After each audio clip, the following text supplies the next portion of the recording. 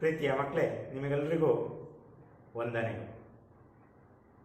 ಸಮಾಜ ವಿಜ್ಞಾನ ತರಗತಿಗೆ ನಿಮ್ಮನ್ನು ಆತ್ಮೀಯವಾಗಿ ಸ್ವಾಗತಿಸ್ತಾ ತರಗತಿಯನ್ನು ಪ್ರಾರಂಭಿಸ್ತಾ ಇದ್ದೇನೆ. ಮಕ್ಕಳೇ, ನಾವು ಕಳೆದ ತರಗತಿಯಲ್ಲಿ ಕೆಲವೊಂದು ವಿಚಾರಗಳನ್ನು ನಾವು ಗಮನಿಸಿದೆವು. ಸರಕಾರದ ಅಂಗಗಳಾದ ಶಾಸಕಾಂಗದ ಬಗ್ಗೆ ನಾವು ಕೆಲವೊಂದು ಮಾಹಿತಿಯನ್ನು ಸಂಗ್ರಹಿಸಿದೆವು. ನಿಮಗೆ ನೆನಪಿರಬಹುದು ನಾವು ಯಾವೆಲ್ಲ ವಿಚಾರವನ್ನು ಕಲಿತಿದ್ದೇವೆ ಅಂತ. ನಾವು ಕಲಿತಂತಹ ವಿಚಾರಗಳು ಯಾವುದೆಲ್ಲ ಅಂತ ಒಮ್ಮೆ ನಾವು ಮೆಲುಕು ಹಾಕುವ. ನಾವು ಕಳೆದ ತರಗತಿಯಲ್ಲಿ ಸರಕಾರದ ಮೊದಲ ಅಂಗವಾದಂತಹ ಶಾಸಕಾಂಗದ ಬಗ್ಗೆ ತಿಳಿದುಕೊಂಡೆವು.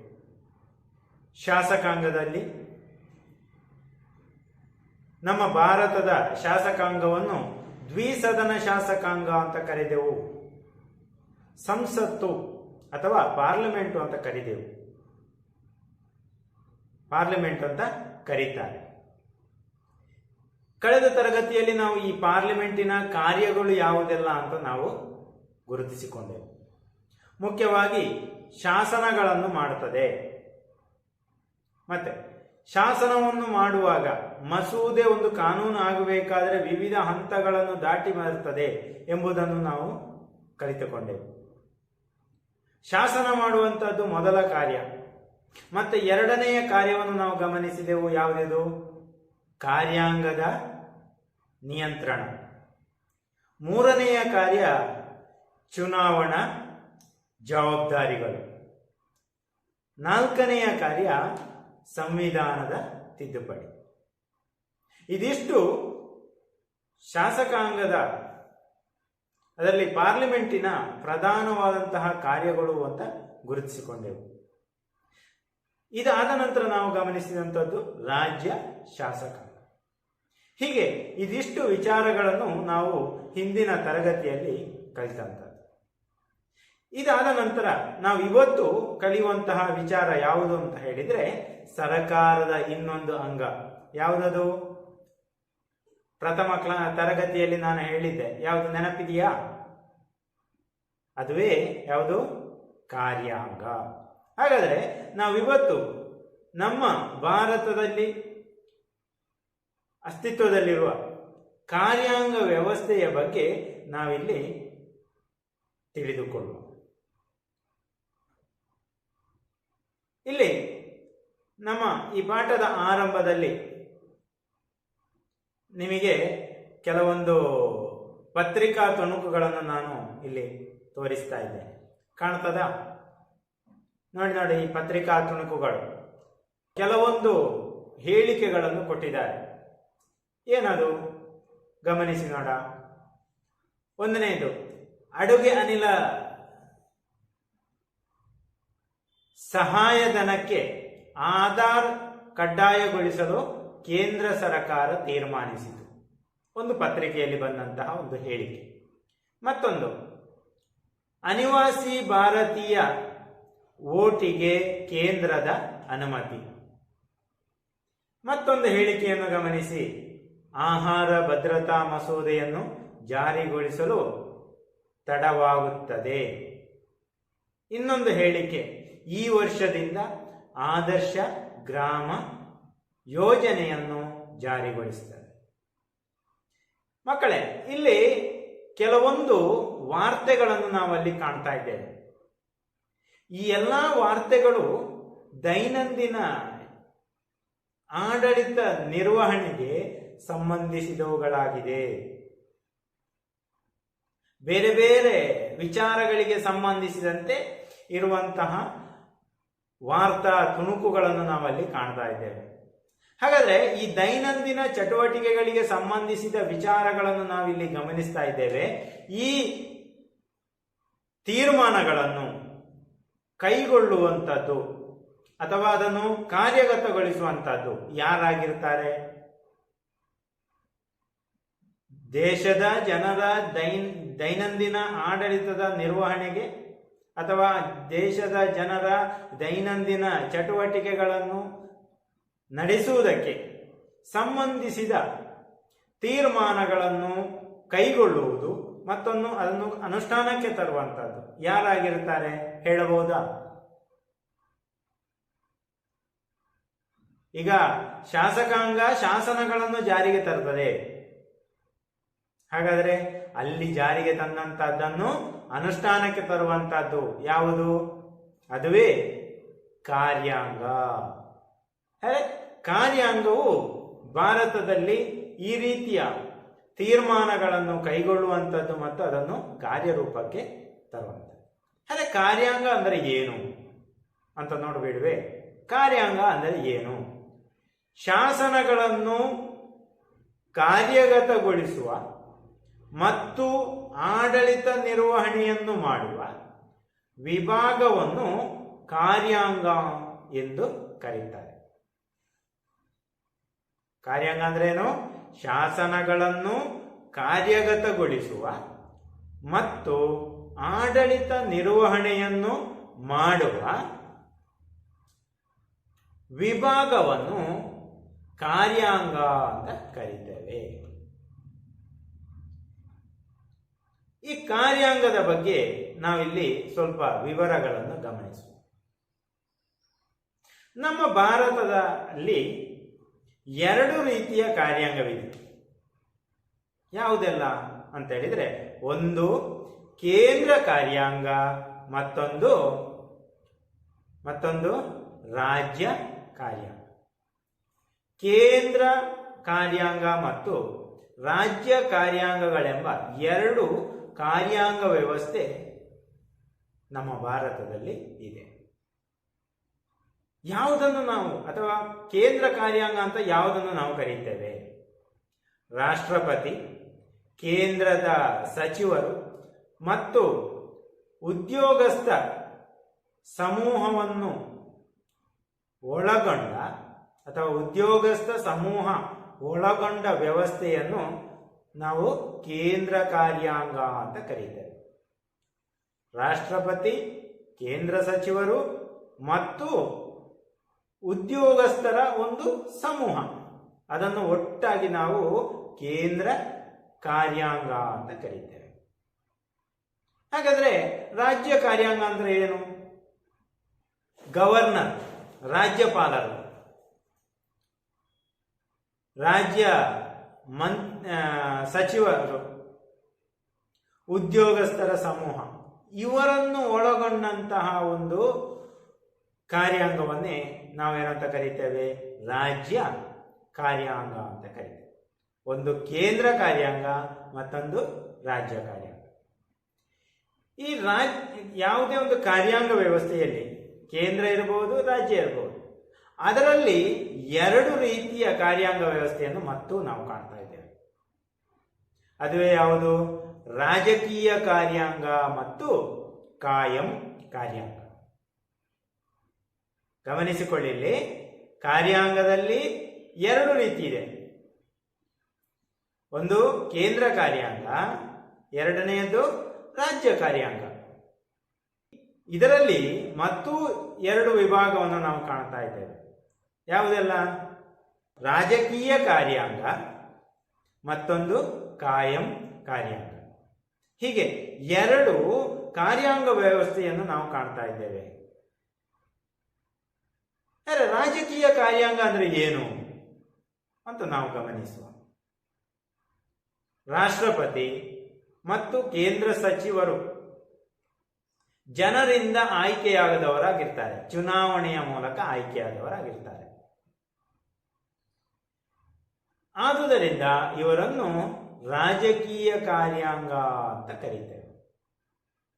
ಅಂದ್ರೆ ಜನರಿಂದ ಚುನಾವಣೆಯ ಮೂಲಕ ಚುನಾಯಿಸಲ್ಪಟ್ಟು ಆಯ್ಕೆಯಾದಂತಹ ಜನರನ್ನು ನಾವೇನಂತ ಕರೀತೇವೆ?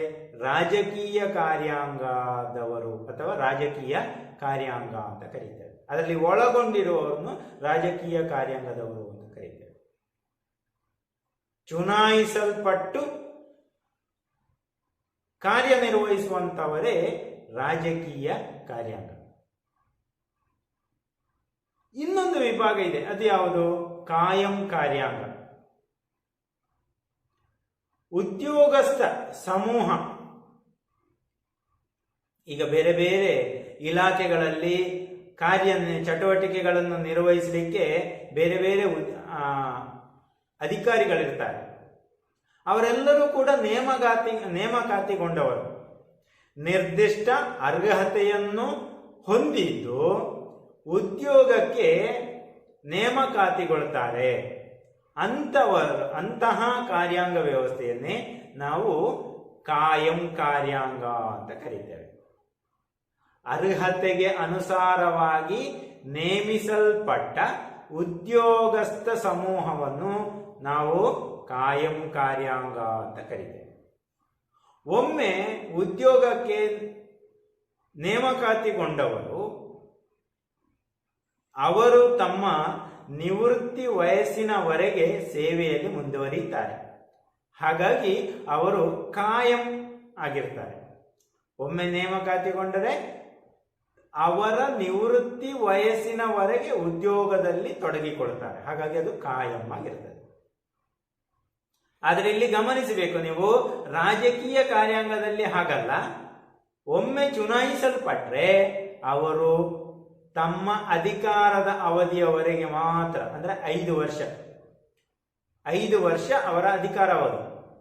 ಆ ಅಧಿಕಾರದ ಅವಧಿಯವರೆಗೆ ಮುಂದುವರಿಯುತ್ತಾರೆ. ನಂತರ ಅವರು ತಮ್ಮ ಅಧಿಕಾರವನ್ನು ಕಳೆದುಕೊಳ್ತಾರೆ. ಪುನಃ ಚುನಾವಣೆಯಲ್ಲಿ ಸ್ಪರ್ಧಿಸಿ ಜಯಗಳಿಸಿದರೆ ಮುಂದುವರಿಯುತ್ತಾರೆ. ಹಾಗಾಗಿ ಒಂದು ಅವಧಿಯವರೆಗೆ ಅವರಲ್ಲಿ ಏನಿರ್ತಾರೆ?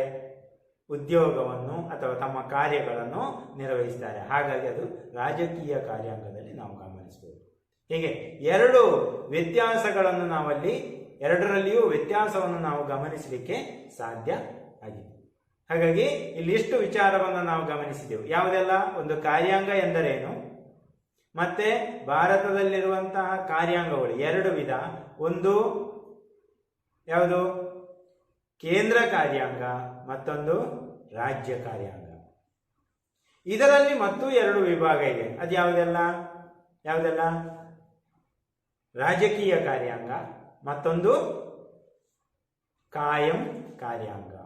ಹೀಗೆ ಈ ಕಾರ್ಯಾಂಗದ ಬಗ್ಗೆ ಇಷ್ಟು ಮಾಹಿತಿಗಳನ್ನು ನಾವು ಇಲ್ಲಿ ಗಮನಿಸಲಿಕ್ಕೆ ಸಾಧ್ಯ ಆಗ್ತದೆ. ಈಗ ನೀವೊಂದು ಪ್ರಶ್ನೆಯನ್ನು ಬರೀಬೇಕು. ಏನು ಪ್ರಶ್ನೆ? ಗುರುತಿಸಬಹುದಾ? ಬರ್ಕೊಳ್ಳಿ. ಕಾರ್ಯಾಂಗ ಎಂದರೆ ಏನು? ಕಾರ್ಯಾಂಗ ಎಂದರೆ ಏನು ಎಂಬ ಪ್ರಶ್ನೆಗೆ ನಿಮ್ಮ ಈ ಪಾಠ ಭಾಗದ ವಿಚಾರವನ್ನು ನೋಡಿ ನೀವು ಅದಕ್ಕೆ ಉತ್ತರವನ್ನು ಬರೀಬೇಕು. ಏನು ಉತ್ತರ? ಏನು? ಶಾಸನಗಳನ್ನು ಕಾರ್ಯಗತಗೊಳಿಸುವ ಮತ್ತು ಆಡಳಿತ ನಿರ್ವಹಣೆ ಮಾಡುವ ವಿಭಾಗವನ್ನೇ ಕಾರ್ಯಾಂಗ ಅಂತ ಕರೀತೇವೆ. ಇದು ಮೊದಲ ಪ್ರಶ್ನೆ. ಇನ್ನು 2ನೆಯ ಪ್ರಶ್ನೆ ನಾವು ಗಮನಿಸುವಂಥದ್ದು ಯಾವುದು? ಕೇಂದ್ರ ಕಾರ್ಯಾಂಗ ಮತ್ತು ರಾಜ್ಯ ಕಾರ್ಯಾಂಗ ಎಂದರೆ ಏನು? ಕೇಂದ್ರ ಕಾರ್ಯಾಂಗ ಮತ್ತು ರಾಜ್ಯ ಕಾರ್ಯಾಂಗ ಎಂದರೆ ಏನು? ಈ ಪ್ರಶ್ನೆಗೂ ಉತ್ತರವನ್ನು ನೀವು ಬರೀಬೇಕು ನಿಮ್ಮ ನೋಟ್ಸ್ ಪುಸ್ತಕದಲ್ಲಿ. ಅರೆ, ಇನ್ನೊಂದು ಪ್ರಶ್ನೆಯನ್ನು ಗಮನಿಸಿ, ಬರೀರಿ. ಯಾವುದದು? ನೋಡಿ, ಕಾರ್ಯಾಂಗದಲ್ಲಿ 2 ವಿಭಾಗ ಇದೆ ಅಂತ ನಾವು ಹೇಳಿದ್ದೇವಲ್ವಾ? ಅದುವೇ ರಾಜಕೀಯ ಕಾರ್ಯಾಂಗ ಮತ್ತು ಕಾಯಂ ಕಾರ್ಯಾಂಗದ ನಡುವಿನ ವ್ಯತ್ಯಾಸವನ್ನು ಬರೆಯಿರಿ. ಪ್ರಶ್ನೆ ಗಮನಿಸಿಕೊಳ್ಳಿ ಇನ್ನೊಮ್ಮೆ. ರಾಜಕೀಯ ಕಾರ್ಯಾಂಗ ಮತ್ತು ಕಾಯಂ ಕಾರ್ಯಾಂಗದ ನಡುವಿನ ವ್ಯತ್ಯಾಸವನ್ನು ಬರೆಯಿರಿ. ಈ 3 ಪ್ರಶ್ನೆಗಳಿಗೆ ಉತ್ತರವನ್ನು ಬರೆದು ಅಧ್ಯಾಪಕರಿಗೆ ನೀವು ತೋರಿಸಬಹುದು. ಇನ್ನು ನೆಕ್ಸ್ಟ್ ನಾವು ನೋಡುವಂತಹದ್ದು ನಮ್ಮ ಭಾರತದ ಕಾರ್ಯಾಂಗದಲ್ಲಿ ಒಳಗೊಂಡಿರುವ ವಿಭಾಗಗಳನ್ನು ನಾವು ಗಮನಿಸೋಣ. ನೋಡಿ, ಅದರಲ್ಲಿ ನಾವು ಪ್ರಮುಖವಾಗಿ ಗಮನಿಸುವಂತಹದ್ದು ರಾಷ್ಟ್ರಪತಿ. ಈಗ ನಾವು ರಾಷ್ಟ್ರಪತಿಗಳ ಬಗ್ಗೆ ಕೆಲವೊಂದು ಮಾಹಿತಿಗಳನ್ನು ಸಂಗ್ರಹಿಸೋಣ. ಅವರ ಜವಾಬ್ದಾರಿಗಳು ಏನು, ಅವರ ಅವಧಿ ಎಷ್ಟು, ಅವರ ಆಯ್ಕೆ ಹೇಗೆ ಎಂಬಿತ್ಯಾದಿ ವಿವರಗಳನ್ನು ನಾವು ಇಲ್ಲಿ ಗಮನಿಸೋಣ. ಮಕ್ಕಳೇ, ಇಲ್ಲಿ ಒಂದು ಚಿತ್ರವನ್ನು ನಾವು ಕಾಣ್ತಾ ಇದ್ದೇವೆ. ಕಾಣ್ತದಾ? ಯಾರಿವರು?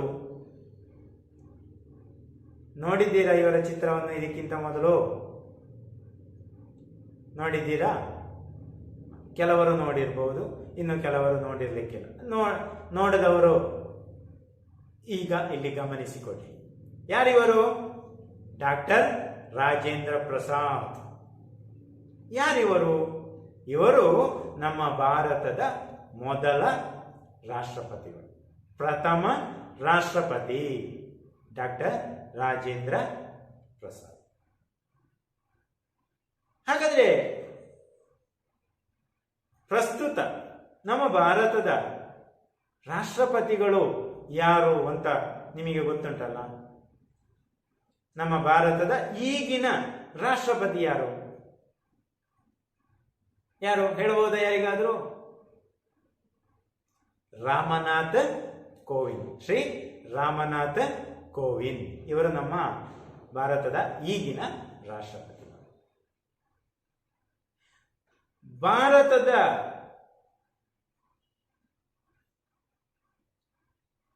ರಾಷ್ಟ್ರಪತಿಯವರು ಭಾರತದ ಗಣರಾಜ್ಯದ ಮುಖ್ಯಸ್ಥರಾಗಿದ್ದಾರೆ. ಗಣರಾಜ್ಯ ವ್ಯವಸ್ಥೆಯ ಮುಖ್ಯಸ್ಥರು ಯಾರು? ರಾಷ್ಟ್ರಪತಿಗಳು. ರಾಷ್ಟ್ರಪತಿಗಳನ್ನು ಭಾರತದ ಮೊದಲ ಪ್ರಜೆ ಎಂಬುದಾಗಿಯೂ ಕೂಡ ಕರೆಯುತ್ತಾರೆ. ಗಣರಾಜ್ಯದ ಮುಖ್ಯಸ್ಥರೂ ಹೌದು.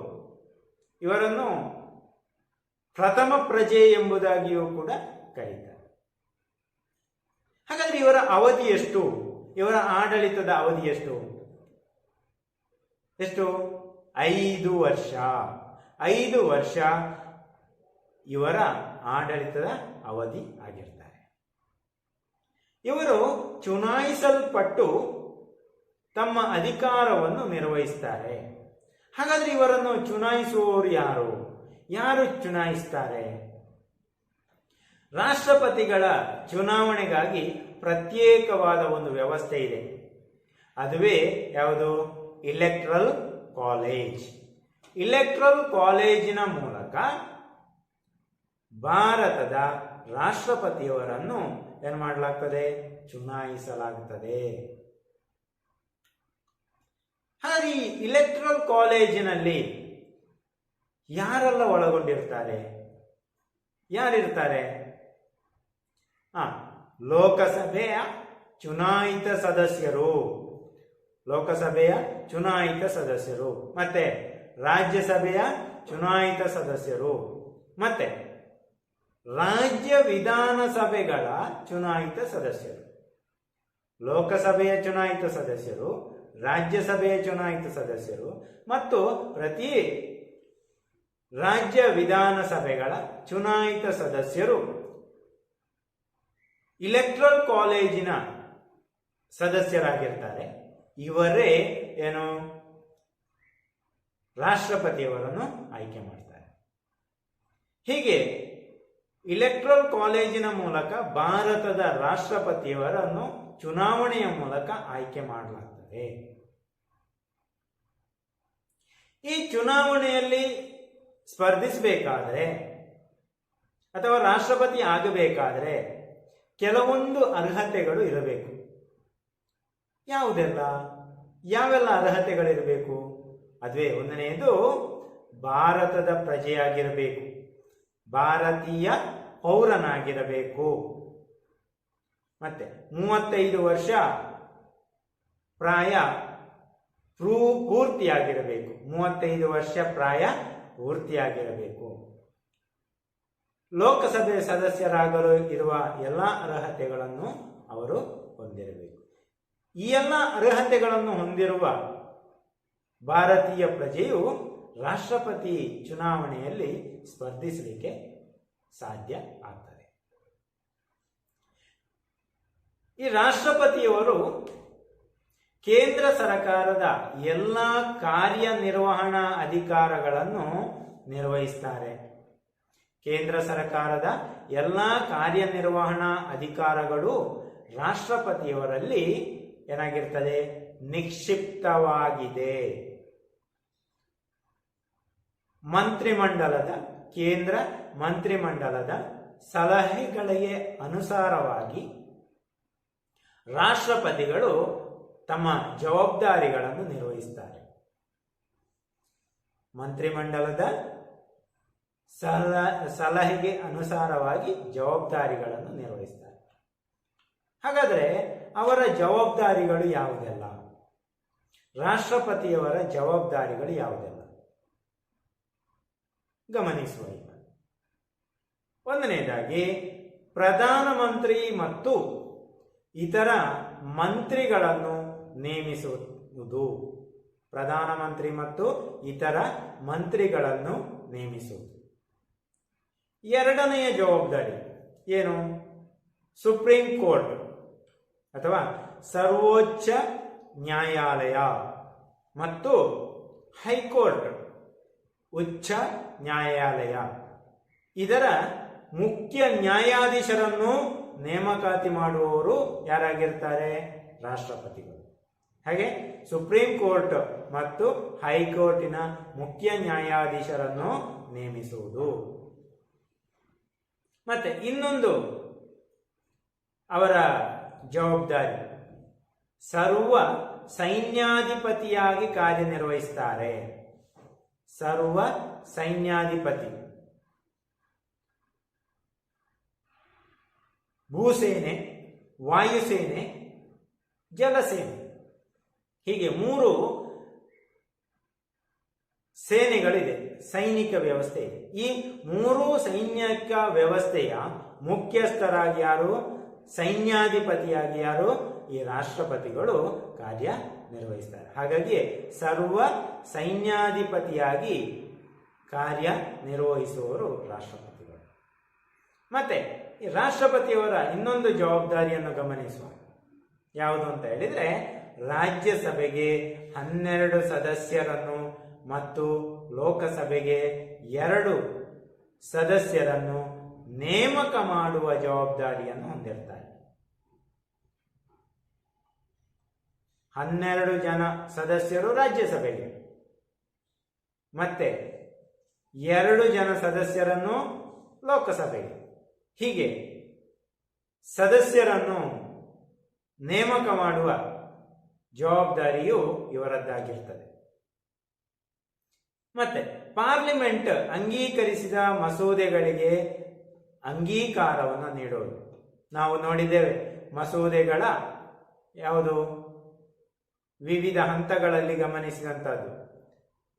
ಮಸೂದೆಯು ಕಾನೂನಾಗಬೇಕಾದರೆ ರಾಷ್ಟ್ರಪತಿಗಳ ಅಂಕಿತ ಬೇಕು ಅಂತ ಹೇಳಿದೆವು. ಅದೇ ನೋಡಿ, ಇಲ್ಲಿ ಪಾರ್ಲಿಮೆಂಟು ಅಂಗೀಕರಿಸಿದ ಮಸೂದೆಗಳಿಗೆ ಅಂಗೀಕಾರವನ್ನು ನೀಡುವಂಥದ್ದು ರಾಷ್ಟ್ರಪತಿಗಳಾಗಿರ್ತಾರೆ. ಮತ್ತೆ ಅಗತ್ಯವಿದ್ದರೆ ದೇಶದಲ್ಲಿ ತುರ್ತು ಪರಿಸ್ಥಿತಿಯನ್ನು ಘೋಷಿಸುವುದು. ತುರ್ತು ಪರಿಸ್ಥಿತಿಯನ್ನು ಘೋಷಿಸುವುದು ಇವರ ಮತ್ತೊಂದು ಜವಾಬ್ದಾರಿ. ಹಾಗಾಗಿ ಇನ್ನೊಂದು ಜವಾಬ್ದಾರಿಯನ್ನು ನಾವು ಕಾಣ್ತಾ ಇದ್ದೇವೆ, ಕ್ಷಮಾದಾನ ಅರ್ಜಿಯನ್ನು ಇತ್ಯರ್ಥಗೊಳಿಸುವುದು. ನಾವು ಪತ್ರಿಕೆಯಲ್ಲಿ ಎಲ್ಲ ಗಮನಿಸಬಹುದು, ಕೆಲವೊಂದು ಸಂದರ್ಭದಲ್ಲಿ ಈ ಮರಣದಂಡನೆಯನ್ನು ಕೆಲವೊಂದು ಅಪರಾಧಿಗಳಿಗೆ ವಿಧಿಸ್ತದೆ ಕೋರ್ಟು. ಆಗ ಅಂತಹ ಸಂದರ್ಭದಲ್ಲಿ ಕ್ಷಮಾದಾನವನ್ನು ನೀಡಬೇಕು ಅಂತ ರಾಷ್ಟ್ರಪತಿಯವರಲ್ಲಿ ಅಪರಾಧಿಯು ಕಳಕಳಿಯಿಂದ ಕೇಳಿಕೊಳ್ಳಬಹುದು. ರಾಷ್ಟ್ರಪತಿಯವರು ಅವರ ವಿಚಾರವನ್ನು ಗಮನಿಸಿ, ಚಟುವಟಿಕೆಯನ್ನು ಗಮನಿಸಿ ಕೆಲವೊಮ್ಮೆ ಶಿಕ್ಷೆಯನ್ನು ಪ್ರಮಾಣವನ್ನು ಕಡಿಮೆ ಮಾಡಬಹುದು ಅಥವಾ ಅದನ್ನು ಮರಣದಂಡನೆಯನ್ನು ಇಲ್ಲದಂತೆ ಮಾಡಬಹುದು ಅಥವಾ ಅವರು ಕ್ಷಮೆಯನ್ನು ಕೊಡಬಹುದು. ಇದು ಅವರಿಗಿರುವಂತಹ ಒಂದು ವಿಶೇಷವಾದ ಜವಾಬ್ದಾರಿಯಾಗಿರ್ತದೆ. ಹೀಗೆ ಕ್ಷಮಾದಾನದ ಅರ್ಜಿಯನ್ನು ಇತ್ಯರ್ಥಗೊಳಿಸುವುದು, ಬೇಕೋ ಬೇಡೋ ಎಂಬುದು ತೀರ್ಮಾನ ಮಾಡುವಂಥದ್ದು ಯಾರಲ್ಲಿರ್ತದೆ? ರಾಷ್ಟ್ರಪತಿಗಳಿರ್ತದೆ. ಹೀಗಾಗಿ ಇದಿಷ್ಟು ಜವಾಬ್ದಾರಿಗಳನ್ನು ಯಾರು ನಿರ್ವಹಿಸ್ತಾರೆ? ರಾಷ್ಟ್ರಪತಿಗಳು ನಿರ್ವಹಿಸ್ತಾರೆ. ಇನ್ನು ನಾವು ನೋಡುವಂತಹದ್ದು ಕಾರ್ಯಾಂಗದಲ್ಲಿ ಒಳಗೊಂಡಿರುವವರು. ಇನ್ನೊಂದು ಹುದ್ದೆಯನ್ನು ನಾವು ಕಾಣ್ತಾ ಇದ್ದೇವೆ. ಅದುವೇ ಯಾವುದು? ಅವರೇ ಯಾರು? ಉಪರಾಷ್ಟ್ರಪತಿಗಳು. ಉಪರಾಷ್ಟ್ರಪತಿ, ವೈಸ್ ಪ್ರೆಸಿಡೆಂಟ್. ಭಾರತದಲ್ಲಿ ರಾಷ್ಟ್ರಪತಿ ಮಾತ್ರವಲ್ಲದೆ ಉಪರಾಷ್ಟ್ರಪತಿಯೂ ಇದ್ದಾರೆ. ಇವರನ್ನು ಕೂಡ ಇಲೆಕ್ಟ್ರಲ್ ಕಾಲೇಜ್ ಆಯ್ಕೆ ಮಾಡುತ್ತದೆ. ಉಪರಾಷ್ಟ್ರಪತಿಗಳನ್ನು ಯಾರು ಆಯ್ಕೆ ಮಾಡ್ತಾರೆ? ಇಲೆಕ್ಟ್ರಲ್ ಕಾಲೇಜ್ ಆಯ್ಕೆ ಮಾಡ್ತಾರೆ. ರಾಜ್ಯಸಭೆ ಮತ್ತು ಲೋಕಸಭೆಯ ಸದಸ್ಯರು ಈ ಇಲೆಕ್ಟ್ರಲ್ ಕಾಲೇಜಿನ ಸದಸ್ಯರಾಗಿರ್ತಾರೆ ಎಂಬುದಾಗಿ ನಾವು ಈಗಾಗಲೇ ಗಮನಿಸಿದಂಥದ್ದು. ಇವರ ಅವಧಿಯು ಕೂಡ ಎಷ್ಟಾಗಿರ್ತದೆ? 5 ವರ್ಷ ಆಗಿರ್ತದೆ. 5 ವರ್ಷ ಆಗಿರ್ತದೆ. 5 ವರ್ಷಕ್ಕೆ ಚುನಾಯಿಸಲ್ಪಟ್ಟು ತಮ್ಮ ಅಧಿಕಾರವನ್ನು ನಿರ್ವಹಿಸ್ತಾರೆ. ಮಕ್ಕಳೇ, ಈಗ ಒಂದಿಲ್ಲಿ ಫೋಟೋವನ್ನು ನಾವು ನೋಡ್ತಾ ಇದ್ದೇವೆ. ನೋಡಿ, ಇಲ್ಲಿ ಫೋಟೋ ಒಂದ ಕಾಣ್ತಾ ಇದೆ. ಯಾರಿವರು? ಇವರೇ ಡಾಕ್ಟರ್ ಎಸ್ ರಾಧಾಕೃಷ್ಣನ್. ಇವರು ನಮ್ಮ ಭಾರತದ ಪ್ರಥಮ ಉಪರಾಷ್ಟ್ರಪತಿಗಳು. ಭಾರತದ ಪ್ರಥಮ ಉಪರಾಷ್ಟ್ರಪತಿಗಳು. ಅರೆ, ಇನ್ನು ನಾವು ನೋಡುವಂತಹದ್ದು ಈ ಉಪರಾಷ್ಟ್ರಪತಿಗಳ ಜವಾಬ್ದಾರಿಗಳು ಯಾವುದೆಲ್ಲ? ನಾವು ಕಳೆದ ಕ್ಲಾಸಲ್ಲಿ ಗಮನಿಸಿದೆವು. ರಾಜ್ಯಸಭೆಯ ಅಧಿವೇಶನದಲ್ಲಿ ಅಧ್ಯಕ್ಷತೆಯನ್ನು ವಹಿಸುವವರು ಯಾರಾಗಿರ್ತಾರೆ? ಉಪರಾಷ್ಟ್ರಪತಿಗಳು. ಹಾಗಾಗಿ ರಾಜ್ಯಸಭೆಯ ಅಧಿವೇಶನದಲ್ಲಿ ಅಧ್ಯಕ್ಷತೆಯನ್ನು ವಹಿಸುವವರು ಉಪರಾಷ್ಟ್ರಪತಿಗಳು. ಮತ್ತೆ ಇನ್ನೊಂದು ಜವಾಬ್ದಾರಿ ಇದೆ. ಏನು? ರಾಷ್ಟ್ರಪತಿಯವರ ಗೈರು ಹಾಜರಿಯಲ್ಲಿ ರಾಷ್ಟ್ರಪತಿಗಳು ನಿರ್ವಹಿಸುವ ಎಲ್ಲಾ ಜವಾಬ್ದಾರಿಗಳನ್ನು ನಿರ್ವಹಿಸುವವರು ಉಪರಾಷ್ಟ್ರಪತಿಗಳು. ಹೀಗೆ ಈ 2 ಪ್ರಮುಖವಾದಂತಹ ವಿಚಾರವನ್ನು ನಾವು ಅವರ ಜವಾಬ್ದಾರಿಗಳು ಅಂತ ಗಮನಿಸಬಹುದು. ಹೀಗೆ ಇದಿಷ್ಟು ವಿಚಾರಗಳನ್ನು ನಾವು ಉಪರಾಷ್ಟ್ರಪತಿಗಳು ಮತ್ತು ರಾಷ್ಟ್ರಪತಿಗಳಿಗೆ ಸಂಬಂಧಿಸಿ ನಾವು ಗಮನಿಸುವುದಕ್ಕೆ ಸಾಧ್ಯ ಆಗ್ತದೆ.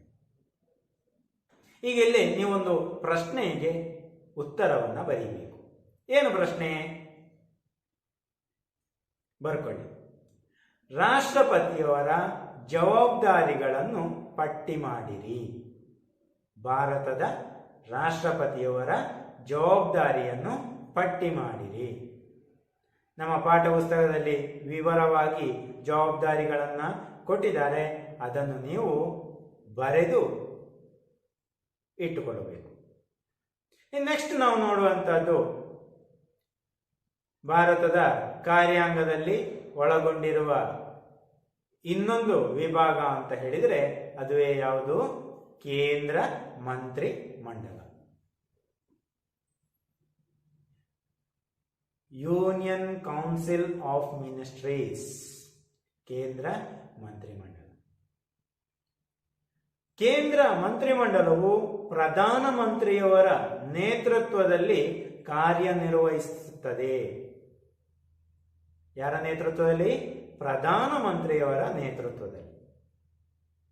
ರಾಷ್ಟ್ರಪತಿಯವರಲ್ಲಿ ಕೇಂದ್ರೀಕೃತವಾದ ಅಥವಾ ನಿಕ್ಷಿಪ್ತವಾಗಿರುವ ಎಲ್ಲ ಅಧಿಕಾರಗಳನ್ನು ಯಥಾರ್ಥವಾಗಿ ನಿರ್ವಹಿಸುವುದು ಯಾರಾಗಿರ್ತಾರೆ? ಕೇಂದ್ರ ಅಥವಾ ಮಂತ್ರಿಮಂಡಲ. ಮಂತ್ರಿಮಂಡಲ ಎಲ್ಲ ಅಧಿಕಾರಗಳನ್ನು ಯಥಾರ್ಥವಾಗಿ ನಿರ್ವಹಿಸುವವರಾಗಿರ್ತಾರೆ. ಇಲ್ಲಿಗೊಂದು ಡಯಾಗ್ರಾಮ್ ಅನ್ನು ನಾವು ಇಲ್ಲಿ ಕಾಣಬಹುದು. ಗಮನಿಸಿ ನೋಡ. ಈ ಡಯಾಗ್ರಾಮ್ ಅನ್ನು ಗಮನಿಸಿದಾಗ ನಿಮಗೆ ಕೆಲವೊಂದು ವಿಚಾರಗಳು ಅದರಲ್ಲಿ ಸಿಗ್ತದೆ. ನೋಡಿ, ಯಾವುದೆಲ್ಲ ಸಿಗ್ತದೆ ಅಲ್ಲಿ? ಪ್ರಧಾನಮಂತ್ರಿ, ಮತ್ತೆ ಸಂಪುಟ ದರ್ಜೆ ಸಚಿವರು, ಮತ್ತೆ ಸಹಾಯಕ ಸಚಿವರು, ಮತ್ತೆ ಉಪ ಸಚಿವರು, ಮತ್ತೆ ಇಲಾಖೆಯ ಚಟುವಟಿಕೆಗಳಲ್ಲಿ ಇತರ ಸಚಿವರಿಗೆ ಸಹಾಯ ಮಾಡುವುದು. ಹೀಗೆ ಬೇರೆ ಬೇರೆ ವಿಭಾಗದವರು ಅಥವಾ ಬೇರೆ ಬೇರೆ ವಿಭಾಗಗಳು ಸೇರಿ ಈ ಕೇಂದ್ರ ಮಂತ್ರಿಮಂಡಲ ಎಂಬುದು ರೂಪೀಕರಣ ಆಗ್ತದೆ. ಇನ್ನು ಈ ಕೇಂದ್ರ ಮಂತ್ರಿಮಂಡಲ ಯಾರ ನೇತೃತ್ವದಲ್ಲಿ ನಡೆಯುತ್ತದೆ ಅಂತ ಹೇಳಿದ್ ನಾನು? ಪ್ರಧಾನಮಂತ್ರಿಗಳು. ಹಾಗಾದರೆ ಈ ಪ್ರಧಾನಮಂತ್ರಿಗಳ ಬಗ್ಗೆ ನಾವು ಸ್ವಲ್ಪ ಮಾಹಿತಿಯನ್ನು ತಿಳಿದುಕೊಳ್ಳುವ. ಅವರ ಜವಾಬ್ದಾರಿಗಳು ಏನು ಎಂಬುದನ್ನು ನಾವಿಲ್ಲಿ ಗಮನಿಸೋಣ. ನೋಡಿ, ಇಲ್ಲಿ ಒಂದು ಚಿತ್ರವನ್ನು ನಾವಿಲ್ಲಿ ಕಾಣ್ತಾ ಇದ್ದೇವೆ. ಒಬ್ಬರ ಫೋಟೋವನ್ನು ನಾವು ಕಾಣ್ತಾ ಇದ್ದೇವೆ. ಯಾರಿವರು? ಜವಾಹರ್ಲಾಲ್ ನೆಹರು. ಇವರು ನಮ್ಮ ಭಾರತದ ಪ್ರಥಮ ಪ್ರಧಾನಮಂತ್ರಿ. ಹಾಗಾದರೆ ಈಗಿನ ಪ್ರಧಾನಮಂತ್ರಿಗಳು ಯಾರು ಗೊತ್ತುಂಟಲ್ಲ ನಿಮಗೆ? ಯಾರು? ಶ್ರೀ ನರೇಂದ್ರ ಮೋದಿ. ಈ ಪ್ರಧಾನಮಂತ್ರಿ ಎಂಬ ಹುದ್ದೆಗೆ ಯಾರು ಆಯ್ಕೆ ಆಗ್ತಾರೆ? ಲೋಕಸಭೆಯಲ್ಲಿ ಬಹುಮತವಿರುವ ರಾಜಕೀಯ ಪಕ್ಷದ ನಾಯಕರನ್ನು ಪ್ರಧಾನಮಂತ್ರಿಯಾಗಿ ನೇಮಿಸಲಾಗ್ತದೆ. ಲೋಕಸಭೆ ಚುನಾವಣೆ ಆಗ್ತದೆ. ಲೋಕಸಭೆ ಚುನಾವಣೆ ಆದ ನಂತರ ಒಂದು ರಾಜಕೀಯ ಪಕ್ಷ ಗರಿಷ್ಠ ಬಹುಮತವನ್ನು ಪಡೆಯುತ್ತದೆ. ಆ ಬಹುಮತ ಪಡೆದ ರಾಜಕೀಯ ಪಕ್ಷದ ನಾಯಕನನ್ನು ಪ್ರಧಾನಮಂತ್ರಿಯಾಗಿ ನೇಮಕಾತಿ ಮಾಡಲಾಗ್ತದೆ, ನೇಮಿಸಲಾಗ್ತದೆ. ಹೀಗೆ ಭಾರತದಲ್ಲಿ ಪ್ರಧಾನಮಂತ್ರಿಗಳು ಆಯ್ಕೆಯಾಗ್ತಾರೆ. ಪ್ರಧಾನಮಂತ್ರಿಗೆ ಅತಿ ವಿಪುಲವಾದ ಅಧಿಕಾರಗಳು, ಜವಾಬ್ದಾರಿಗಳು ಇದೆ. ಕೇಂದ್ರ ಸರ್ಕಾರದ ಎಲ್ಲ ತೀರ್ಮಾನಗಳು, ಎಲ್ಲ ಯೋಜನೆಗಳು ಅಥವಾ ಎಲ್ಲ ತೀರ್ಮಾನಗಳಲ್ಲಿ ಅವರಿಗೆ ನಿರ್ಣಾಯಕವಾದ ಪಾತ್ರ ಇದೆ. ಕೇಂದ್ರ ಸರ್ಕಾರದ ಎಲ್ಲ ತೀರ್ಮಾನಗಳಲ್ಲೂ ಯಾರಿಗೆ? ಪ್ರಧಾನಮಂತ್ರಿಯವರಿಗೆ ನಿರ್ಣಾಯಕವಾದ. ಈ ಭಾರತದ ಪ್ರಧಾನಮಂತ್ರಿಯವರು ನಿರ್ವಹಿಸುವ ಕೆಲವೊಂದು ಜವಾಬ್ದಾರಿಗಳಿವೆ. ಯಾವುದೆಲ್ಲ ಹೇಳಿ ನೋಡ, ಹೇಳ್ಬಹುದಾ?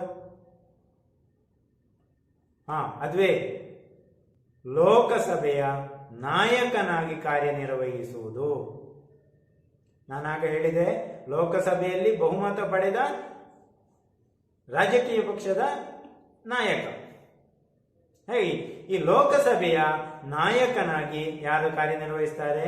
ಪ್ರಧಾನಮಂತ್ರಿಗಳು ಕಾರ್ಯನಿರ್ವಹಿಸ್ತಾರೆ. ಮತ್ತೆ ಇವರ ಇನ್ನೊಂದು ಜವಾಬ್ದಾರಿ ಮಂತ್ರಿಮಂಡಲದ ಕಾರ್ಯಗಳನ್ನು ಸಮನ್ವಯಗೊಳಿಸುವುದು, ಒಟ್ಟು ಸೇರಿಸುವಂಥದ್ದು.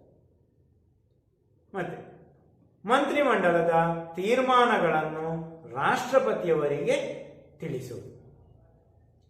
ರಾಷ್ಟ್ರಪತಿಗೆ ಮಂತ್ರಿಮಂಡಲದಲ್ಲಿ ಏನೆಲ್ಲ ತೀರ್ಮಾನ ಆಗಿದೆಯೋ ಅದನ್ನು ತಿಳಿಸುವವರು ಯಾರಾಗಿರ್ತಾರೆ? ಪ್ರಧಾನಮಂತ್ರಿಗಳು ಆಗಿರ್ತಾರೆ. ಹೀಗೆ ಈ ಎಲ್ಲ ಕಾರ್ಯಗಳನ್ನು ನಿರ್ವಹಿಸುವವರು ಯಾರಾಗಿರ್ತಾರೆ? ನಮ್ಮ ದೇಶದ ಪ್ರಧಾನ ಮಂತ್ರಿಗಳು. ಈಗ ನೀವು ಒಂದು ಪ್ರಶ್ನೆಯನ್ನ ಬರೀಬೇಕು. ಯಾವುದು?